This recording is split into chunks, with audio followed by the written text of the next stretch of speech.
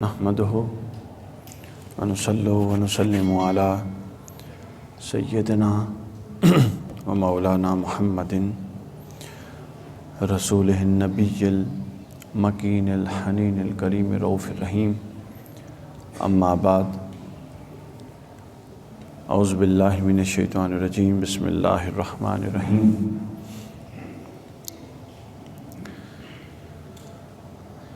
اللہ رب العزت کا شکر ہے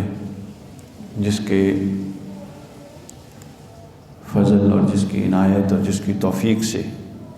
ہم آج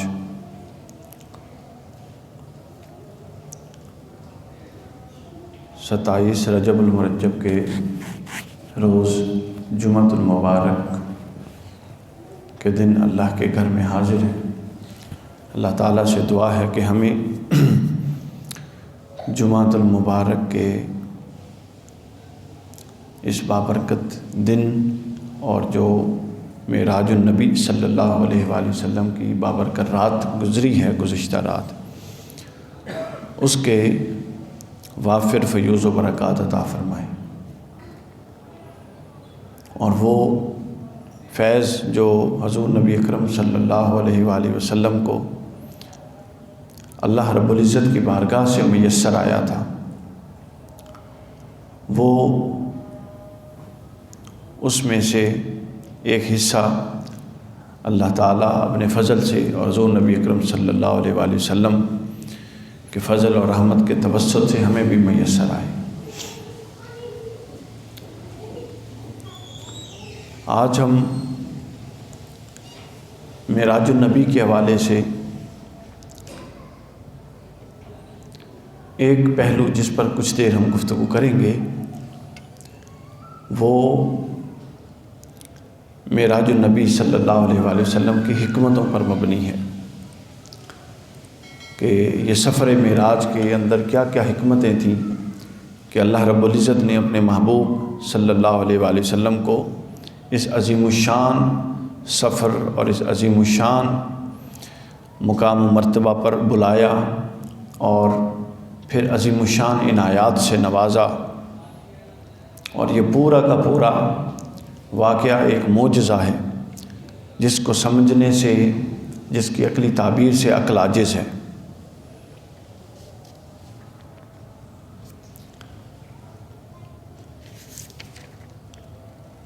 صاحب معارج نے حکمتوں کے بیان میں جو چند ایک حکمتیں لی ہیں معراج النبی کی حکمتوں کے بیان میں، اس میں سے ہم چند ایک حکمتوں کا انتخاب کریں گے، اور کچھ امام یوسف بن اسماعیل النبہانی نے لی ہیں، کچھ ان سے لیں گے. تو جتنا ہو سکا آج کی گفتگو میں انشاءاللہ اس پر بات چیت کریں گے. ایک چیز جو بڑی بنیادی اور اساسی ہے، جو سمجھنے کی ضرورت ہے، جو واقع معراج کے ابتدا میں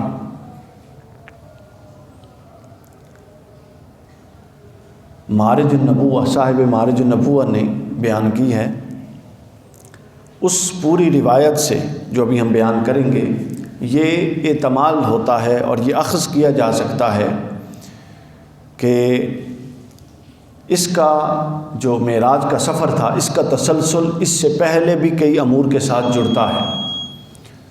اس سے پہلے بھی کئی ایسے معاملات چل رہے تھے جن کے ساتھ اس سفر کا تعلق جڑتا ہے، اور وہ انہوں نے جو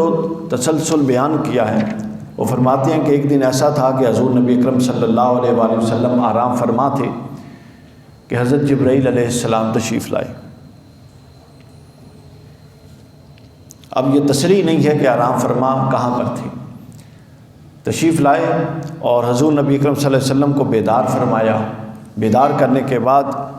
حضرت جبرائیل علیہ السلام اور رسول صلی والسلام کے درمیان کچھ بات چیت ہوئی، گفت شنید ہوئی. جبرائیل علیہ السلام نے حضور نبی اکرم صلی اللہ علیہ وسلم کو اس وقت اور تا قیامت آنے والے امتیوں کے گناہوں سے متعلق اور نافرمانیوں سے متعلق کچھ بتایا. ممکن ہے یہ حضور کے استفسار پر بتایا ہو یا علاوہ اس کے بتایا ہو. تو بتایا کہ یا رسول اللہ صلی اللہ علیہ وسلم آپ کی امت میں یہ لوگ گناہ کریں گے، یہ گناہ ہوں گے، یہ ظلمت ہوگی، یہ کچھ آپ کی امت کے لوگ جو آپ کے ماننے والے ہیں وہ کریں گے، اور اس کی بنیاد پر ان کا پھر میزان ہوگا، حشر ہوگا، میزان لگے گا، ان کے نام اعمال تلیں گے۔ یہ ساری بات چیت بیان کی۔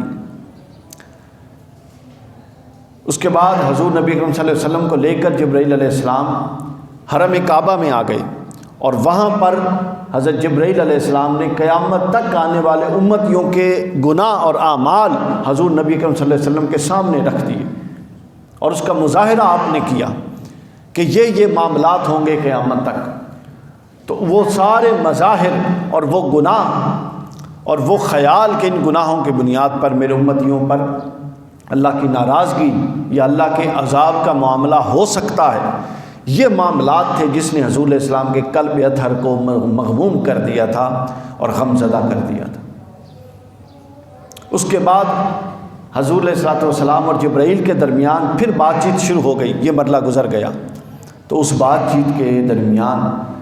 حضور علیہ السلام نے فرمایا کہ اے جبرائیل، میں اللہ کے حضور میں مایوس نہیں ہوں، میں اللہ کے حضور اپنی امت کے لیے استغفار کروں گا، اپنی امت کے گناہوں کے لیے معافی مانگوں گا، اور مجھے یقین ہے کہ اللہ میری استغفار سے اور میری طرف سے کی گئی معافی میری امت کے حق میں قبول فرمائے گا اور ان کو بخش دے گا، مغفرت فرما دے گا۔ حضرت جبرائیل علیہ السلام نے فرمایا کہ یا رسول اللہ، اگر آپ چاہتے ہیں کہ آپ کی امت تہائی امت بخشی جائے تو پھر آپ تہائی رات جاگا کریں،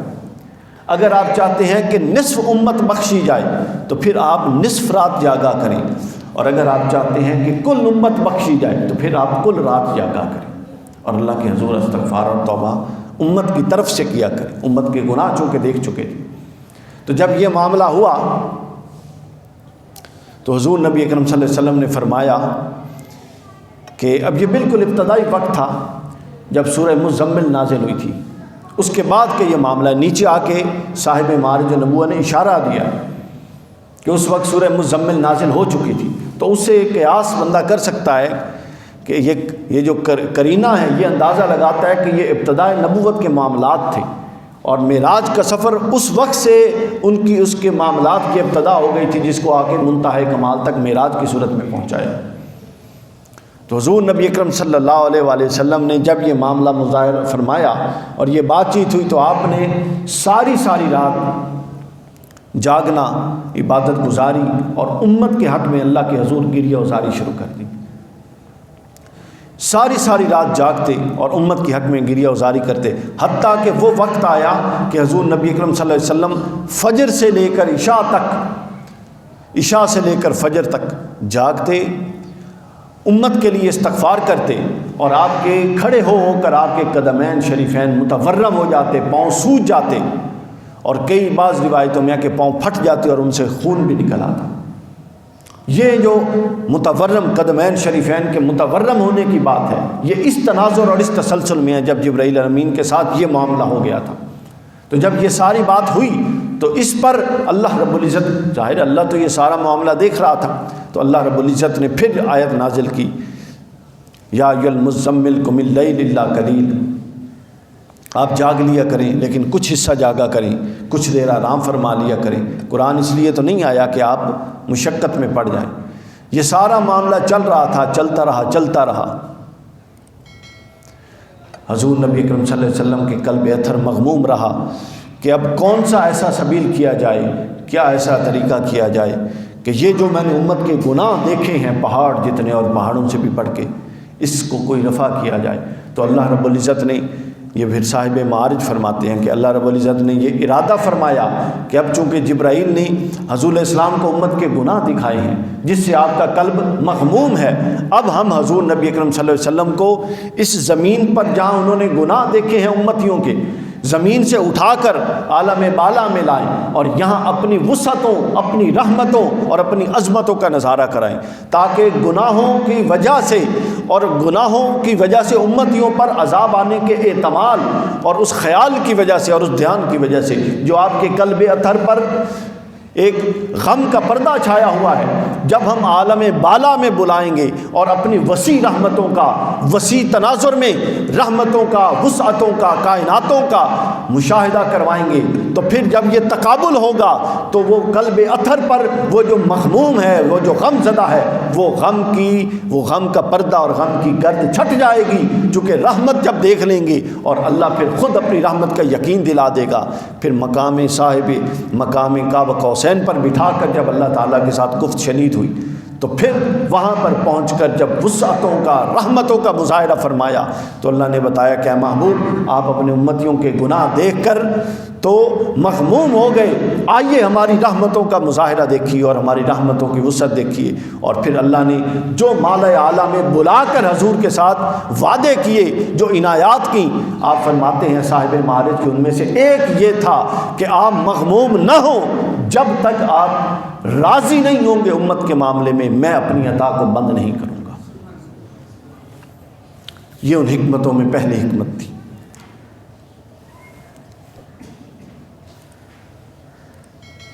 دوسری حکمت جو انہوں نے بیان فرمائی وہ یہ کہ جب قیامت کا دن ہونا ہے، حضور نبی کریم صلی اللہ علیہ وسلم نے پوری قیامت کے اندر آپ کا جو منصب مقام اور جو آپ کی حیثیت ہونی ہے وہ سربراہ والی ہونی ہے۔ ترمذی اور ابو داؤد اور کنز العمال بہت ساری کتب میں یہ حدیث آئی ہیں کہ جب قیامت کا دن ہوگا تو سب، جب نفسا نفسی کا عالم ہوگا تو سب اکٹھے ہو کر حضرت آدم کے پاس جائیں گے، پھر حضرت آدم فرمائیں گے کہ آج اس کام کے لیے میں نہیں ہوں، پھر کسی دوسرے کے پاس جاؤ، پھر کسی دوسرے نبی کے پاس جائیں گے، چلتے چلتے چلتے 5 6 7 انبیاء کرام کا ذکر ہے، وہ آپ اس کو تمثیلاً سمجھ لیں، یعنی ہر ایک کے پاس سے ہو کر بالآخر وہ حضور نبی کریم صلی اللہ علیہ وسلم کے پاس آئیں گے، اور حضور نبی کریم صلی اللہ علیہ وسلم پھر کیا کریں گے؟ اللہ کے حضور سجدہ کریں گے۔ اللہ فرمائے گا ارفع راسک، اپنا چہرہ انور اٹھائیے، سر اٹھائیے، سل تؤتا وشفع تشفع، پھر آگے یہ ساری حدیث۔ تو یہ آپ کا مقام و منصب ہوگا قیامت کے دن۔ اس مقام و منصب کے تناظر میں انہوں نے ایک بڑی لطیف بات لکھی ہے، فرماتے ہیں کہ جب کسی نے جا کے پروگرام کی اور پورے کے پورے معاملے کی سربراہی کرنی ہوتی ہے، اور پھر اس کو یہ بھی معلوم ہو کہ فلاں دروازہ جنتوں کا ہے، فلاں دروازہ دوزخوں کا ہے، فلاں دروازہ میزان کا ہے، فلاں جگہ پر پل صراط بچھایا جائے گا، فلاں جگہ یہ ہے، فلاں یہ ہے، تو جو صاحب ہوتا ہے، جو مالک ہوتا ہے، جو مختار ہوتا ہے، اس کو افتتاح اور پروگرام اور تقریب کے انعقاد سے پہلے جا کر ہر شے دکھائی جاتی ہے اور ہر شے بتائی جاتی ہے، چونکہ اس نے اگلے دن آ کر تقریب کا اہتمام کرنا ہے، تقریب کی سربراہی کرنی ہے، اور ہر ایک کو اس کے مقام و منصب پر جو اس سے چھوٹے ہیں بٹھانا ہے۔ تو یہ حضور نبی اکرم صلی اللہ علیہ وسلم کو معراج پر لے جانا،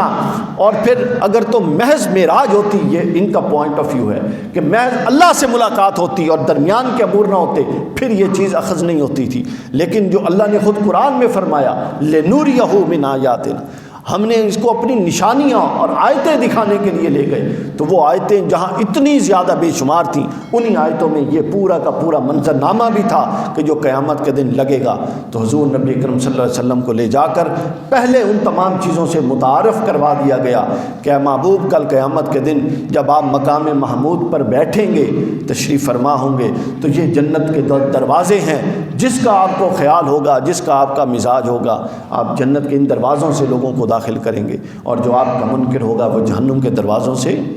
جہنم میں جائے گا۔ تو یہ شان تھی جس شان کی وجہ سے معراج کروائی گئی۔ تیسری ایک بات، تیسری حکمت وہ یہ ہے کہ آپ لوگوں کے علم میں ہے کہ حضرت سیدنا ابراہیم علیہ السلام سے متعلق، حضرت عزیر علیہ السلام سے متعلق، ان 2 انبیاء سے متعلق قرآن مجید کے اندر اور احادیث میں اور پھر کتب تاریخ میں اور بھی کئی انبیاء اور ماں قبل امتوں کے بزرگوں سے متعلق یہ ایک مسئلہ ہے جو آیا ہے۔ وہ کیا آیا؟ وہ یہ آیا کہ جب حضرت ابراہیم علیہ السلام نے، حضرت عزیر علیہ السلام نے، انہوں نے کہا کہ باری تعالیٰ جب آیات نازل ہوتی ہیں کہ میں مردہ کو زندہ کرتا ہوں، تو انہوں نے کہا کہ باری تعالیٰ تو کیسے مردے کو زندہ کرتا ہے، تو یہ کام کیسے کرتا ہے؟ تو انہوں نے پوچھا کہ یا اے باری تعالیٰ تو کیسے زندہ کرتا ہے؟ تو اللہ نے پوچھا کہ کیا تم یقین نہیں رکھتے؟ انہوں نے کہا نہیں، یقین رکھتے ہیں، لیکن اطمینان قلبی کے لیے پوچھ رہے ہیں، دل کے اطمینان کے لیے پوچھ رہے ہیں۔ تو پھر اللہ نے ان کو وہ پورا منظرنامہ دکھایا پھر وہ پرندوں کا گوشت گوندھ کر 4 پرندوں کا مختلف جگہوں پہ رکھ دیا گیا، پھر پکارا گیا، وہ زندہ ہو گئے۔ حضرت عزیر علیہ السلام، ان کے ساتھ ان کا دراز گوشت تھا، وہ 100 سال تک مردہ حالت میں رہے، ان پر موت طاری کر دی گئی۔ پھر جب اٹھے تو گدھا ویسے کا ویسے مردہ پڑا تھا، آپ خود زندہ ہو گئے، کھانا تازہ تھا۔ یہ ساری نشانیاں اور آیات اللہ بتاتا اور دکھاتا رہتا ہے۔ ان ساروں سے جو میں نے خلاصتاً عرض کر دی، اشارتاً بلکہ، ان سے مقصود کیا تھا؟ ان سے مقصود یہ تھا کہ جو اللہ کے مقربین اور نبی، خاص طور پہ پھر مقربین میں انبیاء، یہ جو اعلیٰ لوگ ہیں، تو یہ چونکہ علم الیقین اور حق الیقین کے درجے پر تو فائز ہوتے ہیں، اس میں تو کوئی شک والی بات نہیں ہوتی کہ جو اللہ کی طرف سے نازل ہو رہا ہے اس پر ان کا یقین مطلب درجے حقانیت کے درجے پر ہوتا ہے، جس میں شک کی کوئی گنجائش نہیں ہوتی۔ بلکہ حضور نبی کریم صلی اللہ علیہ وسلم کی تو کیا بات، حضرت مولا کائنات حضرت علی کرم اللہ وجہ فرماتے ہیں کہ اگر جو شریعت آقا علیہ السلام کے ذریعے ہم تک پہنچی اور احکام شریعت پہنچے، اگر بالفرض پردے ہٹ جائیں اور اللہ کی ذات براہ راست میں اللہ کی ذات کو دیکھ لوں اور مشاہدہ کر لوں، تو اس وقت جو علی کا ایمان ہے وہ رائے برابر نہیں پڑے گا۔ یعنی اس وقت بھی وہ ایمان کے اس انتہائی درجے پر ہے کہ اگر پردے ہٹا بھی دیے جائیں تو وہ اسی درجے پر رہے گا۔ تو اگر غلاموں کی کیفیت یہ ہے، اگر امتیوں کی کیفیت یہ ہے، اگر اہل بیت اور اصحاب کی کیفیت یہ ہے، تو پھر آقا کی کیفیت کیا ہوگی؟ لیکن اس کے باوجود جو عین الیقین ہے کہ وہ بات جو علم میں آئی، اللہ کے علم کے ذریعے، جبرائیل کے ذریعے یا کسی بھی ذریعے سے علم میں آئی، پھر اس پر اس کو حق بھی سمجھا گیا، مگر ایک مارجن کوشن ہمیشہ قرآنی آیات اور احادیث اور اسلام کے پورے پیراڈائم میں اکاموڈیٹ کیا جاتا ہے کہ عین الیقین کا ایک باب بہرحال موجود ہے، اور اس سے بہرحال تسلی ہوتی ہے، اور اس سے وہ حقائق اور وہ معارف جو آپ مانتے اور جانتے ہیں، اگر ان کو آنکھوں سے دیکھ لیں تو پھر اس کی صورت اور بن جاتی۔ تو حضور نبی اکرم صلی اللہ علیہ وسلم کو معراج پر لے جانا، وہ معارف، وہ حقائق اور وہ سب کچھ جو حضور صلی اللہ علیہ وسلم کو بتائے جا چکے تھے بذریعہ وحی، بذریعہ الہام، آپ کے قلب اطہر پر اللہ نے سب کچھ نازل کر دیا تھا، اور علم الیقین اور حق الیقین کے درجے پر تھے۔ چونکہ پچھلے انبیاء میں سے بعض ایسا سوال کر چکے تھے اور ان کے سوال کا اللہ جواب دے چکا تھا کہ تمہارے اگر حق العین الیقین کی ضرورت محسوس کرتے ہو بتقاضۂ بشریت، تو پھر فضل فرما کے ان کو عین الیقین کا بھی درجہ عطا فرمایا۔ تو چونکہ ہر وہ درجہ جو پچھلے نبی کو جزوی یا جس بھی حیثیت میں ملا تھا، وہ حضور صلی اللہ علیہ وسلم کو کلی اور مزید کامل تر اور اکمل تر اور اعلیٰ تر ہو کے ملنا تھا، یہ اللہ کی سنت تھی۔ تو وہ معراج کی صورت میں عین الیقین کا درجہ ایسا حضور نبی اکرم صلی اللہ علیہ وسلم کو ملا کہ آپ سے ماں قبل کسی کو میسر نہیں آیا۔ اگر کسی نبی نے نظارے کیے تو وہ جزوی تھے، مگر حضور نبی اکرم صلی اللہ علیہ وسلم کو نہ صرف کسی ایک حقیقت کا بلکہ حقائق اعلیٰ کا اور حقائق کلیہ کا اور حقائق اصلیہ کا اللہ نے مظاہرہ کروا دیا، اور بتایا بھی، آپ نے حق کے ساتھ مانا بھی، اور پھر آنکھ سے سب کچھ دکھا بھی دیا۔ یہی تو مسئلہ ہے جو رات بھی حضور شیخ الاسلام فرما رہے تھے، اس پر آپ نے تفصیل سے گفتگو فرمائی کہ معراج پر لے جانا جو ہے وہ بدن اور روح دونوں کے ساتھ تھا، عبد کا لفظ آیا اس کے لیے، یعنی اگر یہ دیکھنا دکھانا یہ سارا کچھ روح کے ساتھ ہو تو اس طرح کے چھوٹے موٹے تجربے تو خوابوں میں، ارواح کے آنے کے جانے کے، ملاقاتوں میں، دوسرے شہروں سے، دوسرے ملکوں سے، یہ تو عام انسان کو بھی رہتی ہیں، اور پھر حسب استطاعت اور حسب توفیق اولیاء تو اس سے اوپر چلے جاتے ہیں۔ تو جائے کہ یہ پھر معجزہ کیسے بن سکتا ہے کہ یہ اتنا بڑا دعویٰ؟ تو پھر آپ نے پوری تفصیل کے ساتھ، یقیناً آپ لوگوں نے رات کا سنا ہوگا خطاب، پوری تفصیل کے ساتھ، دلائل کے ساتھ آپ نے یہ بتایا کہ یہ پورا کا پورا جو قرآن مجید کے اندر بیان ہے اور احادیث صحیحہ میں بیان ہے، یہ پورا مطابقت ہی نہیں رکھتا، اور یہ معجزہ بن ہی نہیں سکتا جب تک کہ اس کو جسم اور روح دونوں کے ساتھ نہ مانا جائے اور دونوں کو نہ شامل رکھا جائے۔ اور یہاں بھی یہی بات کہ اگر یہ عین الیقین کے بعد عین الیقین کا درجہ دینا تھا، حق الیقین اور علم الیقین کے بعد، تو حق الیقین اور علم الیقین کے بعد عین الیقین کا درجہ بذریعہ خواب بھی کبھی کسی کو ملا؟ اس سے قبل جو جزوی نظارے مختلف انبیاء کو کروائے گئے وہ بھی خواب کے ذریعے نہیں تھے بلکہ وہ بھی حقیقت کے ذریعے تھے۔ حضرت عزیر خود ان پر موت طاری ہوئی اور وہ خود جی اٹھے اور بیٹھے، اور دوسرے اللہ کے نبی نے خود پرندوں کو مار کر پہاڑ پر رکھا اور پھر خود آواز دی اور آنکھوں سے دیکھا اور زبان سے آواز دی اور آنکھوں سے ان کو پھر جی اٹھتے دیکھا۔ تو یہ معراج مبارکہ جو تھی یہ پورے وجود ظاہری وجود مبارکہ کے ساتھ روح اور جسم کے ساتھ تھی، اسی لیے تو پھر عین الیقین کا، عین الیقین اور علم الیقین کے بعد جو عین الیقین ہے اس کا درجہ حاصل ہو سکتا ہے،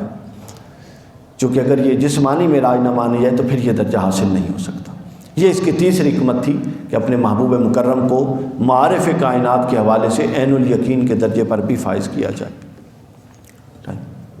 مکمل ہو۔ آخری بات کر کے ہم پھر گفتگو کو ختم کرتے ہیں، اور وہ جو آخری نقطہ ہے وہ کئی چیزوں کو چھوڑ کر ہم اس کو لے لیتے ہیں مختصر بات کو۔ وہ آخری یہ ہے کہ حضور نبی کریم صلی اللہ علیہ وسلم آپ فرمایا کرتے تھے، یہ ایک اگلی حکمت ہے پانچویں، آپ فرمایا کرتے تھے کہ مجھ پر کچھ وقت اور کچھ اوقات اور کچھ کیفیات ایسی آتے ہیں، کچھ لمحات کہ اس وقت نہ میرے ساتھ کوئی نبی مرسل ہوتا ہے، یعنی جس کیفیت، جس خلوت اور جس مقام میں میں ہوتا ہوں، لی مع اللہ وقت، میرا اللہ کے ساتھ کچھ وقت ایسا گزرتا ہے کہ اس وقت میں، اس کیفیت میں نہ میرے ساتھ کوئی نبی مرسل، کوئی نبی ہوتا ہے اور نہ کوئی مقرب فرشتہ ہوتا ہے، یعنی وہ اللہ کی بارگاہ میں میرا ایسا قرب کا اور ایسا خلوت کا اور ایسا اتصال کا لمحہ ہوتا ہے کہ اس لمحے میں کوئی نہیں ہوتا۔ اور صاحب معارج نے اس روایت اور اس حدیث کو نقل کر کے کیا خوبصورت نقطہ خاص کیا۔ آپ فرماتے ہیں کہ حضور کے دل میں یہ خواہش تھی قلب اطہر میں کہ سارا دن امتیوں کی، لوگوں کی ہدایت کرتا ہوں، سارا دن اللہ کے دین کا کام ہوتا ہے، سارا دن یہ معاملات چلتے رہتے ہیں، اور خود حدیث میں حضور نے یہ فرما دیا تھا کہ کچھ وقت مجھے ایسا میسر آتا ہے کہ اس وقت نہ کوئی فرشتہ، مقرب فرشتہ اور نہ کوئی نبی اس کیفیت میں میرا ہم نشیں اور جانشیں ہوتا ہے، ہم نشیں ہوتا ہے، اور وہ خاص وقت ہوتا ہے جو تھوڑا ہوتا ہے، میں اللہ کے ساتھ قرب میں ہوتا ہوں۔ مگر آپ کے دل میں ایک خواہش تھی کہ کہیں ایسا وقت بھی میسر آئے کہ یہ جو قید ہے کہ کچھ وقت ہوتا ہے، یہ وقت کی قید ہٹا دی جائے۔ تو اللہ نے اپنے محبوب کو عرش پر بلا کر، اپنی بارگاہ میں بٹھا کر اور ایک زمانہ میں گزار کر اس کے اندر، لیکن زمین پر ایک وقت بھی نہیں گزرا، ایک لمحہ بھی نہیں گزرا۔ واپس آئے تو کہتے ہیں کہ کنڈی بھی ہل رہی تھی، پانی بھی بہہ رہا تھا، اور آپ کا بستر مبارک بھی اسی طرح گرم تھا جس طرح کے چھوڑ کر تشریف لے گئے تھے۔ تو ایک لمحے میں لے جا کر، یعنی وقت کی رفتار کو روک کر، اور وقت سے مقرون بالوقت نہیں کیا بلکہ وقت سے اوپر حاوی کر کے ہر شے سے اپنے محبوب کو لے گیا۔ اور جو محبوب کے قلب اطہر میں خواہش تھی کہ ایسا وقت آئے جو تھوڑا وقت میں خلوت کا، قرب کا اللہ کی بارگاہ میں گزارتا ہوں، وہ زیادہ گزرے، تو نہ جانے اللہ نے اپنے محبوب کو اپنی بارگاہ میں وہ کتنا وقت، کتنے مہینے، کتنی دہائیاں، کتنی صدیاں اور کتنا عرصہ اپنی بارگاہ میں رکھا، اور وہ قرب عطا فرمایا جو حضور کی خواہش تھی۔ تو اللہ تعالیٰ سے دعا ہے کہ حضور نبی اکرم صلی اللہ علیہ وآلہ وسلم کے وہ آپ کے فیوز و برکات اور وہ عنایات جو آج کی رات، گزشتہ رات اللہ تعالیٰ نے آپ پر فرمائی، اس سے ہم امتیوں کو بھی حصہ وافر عطا ہو، اور ہمارے گناہوں کی بھی حضور علیہ الصلوۃ والسلام کے توسط سے اور آپ کے وسیلہ جلیلہ سے اللہ پاک مغفرت فرمائے۔ وما علینا الا البلاغ المبین۔